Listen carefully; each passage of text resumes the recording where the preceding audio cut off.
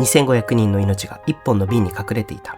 第二次世界大戦戦火のポーランド。イレーナの父は貧しい人々を分け隔てなく見る医師だった。ジフスで命を落とす前、父は言い残した。溺れている人がいたら泳げなくても助けようとしなさい。1940年、ワルシャワに壁を作った。40万人がわずか 2.6 平方キロに閉じ込められた。飢えと病が毎日命を奪っていく。30歳のイレーナには止める力はなかった。ただ動くことはできた。彼女は検査員を名乗り壁の中へ入った。スーツケースの底に子供たちを隠して連れ出した。そして一人一人の名前を紙に書き、瓶に入れてリンゴの木の下に埋めた。いつか本当の名前を返す日のために。1943年、ゲシュタポに逮捕され、死刑を宣言された。それでも彼女は仲間を売らなかった。地下組織の賄賂で解放されたが、ナチスの記録に死亡と刻まれた。戦後、瓶を掘り起こした2500の名前。しかし、ほとんどの親はもういなかった。